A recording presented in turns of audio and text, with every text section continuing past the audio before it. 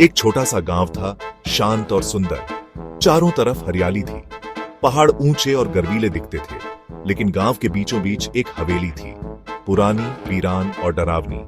यह हवेली सालों से खाली पड़ी थी। लोग कहते थे कि यह भूतिया है।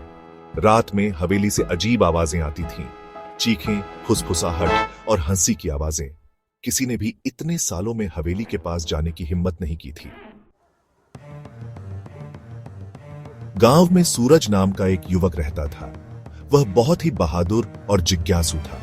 उसे बचपन से ही ऐसी कहानियां सुनने का शौक था। भूतों की कहानियां, प्रेतों की कहानियां। हवेली के बारे में भी उसने बहुत सुना था, लेकिन उसे इन सब से डर नहीं लगता था। उसे तो बस एक बात जाननी थी, सच क्या है।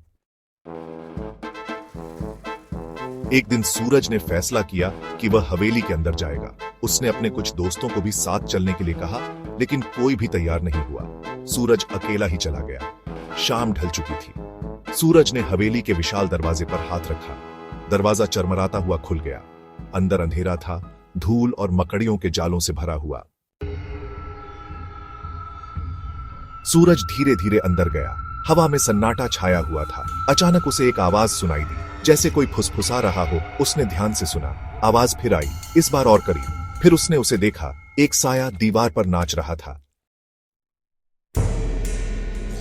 सूरज डरा नहीं। वह साये की तरफ बढ़ा, लेकिन जैसे ही वह पास गया, साया गायब हो गया। सूरज हैरान था।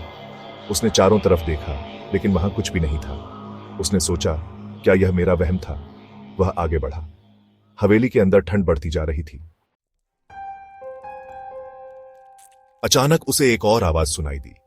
इस बार यह एक चीख थी, एक दर्द भरी चीख। सूरज उस आवाज की दिशा में भागा। एक कमरे में उसने एक और साया देखा। यह साया पहले वाले से भी बड़ा और काला था, और यह हिल रहा था, जैसे दर्द में तड़प रहा हो। सूरज उस रात हवेली से बाहर भाग आया। उसने गांव वालों को सब बताया। कुछ लोगों ने उसके कहानी पर विश्वास नहीं किया, लेकिन कुछ लोग डर गए। उन्होंने कहा, हवेली में भूतों का वास है। सूरज ने फैसला किया कि वह इस रहस्य को सुलझाएगा। अगले दिन सूरज फिर से हवेली गया। इस बार वह दिन के उजाले में गया। उसे हवेली में कुछ पुराने कागजात मिले। उन कागजात से पता चला कि हवेली में एक अमीर परिवार रहता था। एक रात डाकुओं ने उन सबको मार डाला। तब से उनकी आत्माएं हवेली में भटक रही थीं। सूरज ने फैसला किया कि वह उन आत्माओं को शांति दिलाएगा। वह रात को हवेली गया और प्रार्थना करने लगा। गांव वाले उसके लिए प्रार्थना कर रहे थे। अचानक हवेली में एक तेज रोशनी हुई। जब रोशनी कम हुई तो सूरज गायब था, लेकिन हवेली की खिड़की में दो साए दिख रहे थे, एक बड़ा और एक छोटा। वे एक दूसरे को देख रहे थे और फिर वे गायब हो गए। गांव वाले समझ गए कि सूरज अब उन आत्माओं के साथ था और हवेली फिर से शांत हो गई।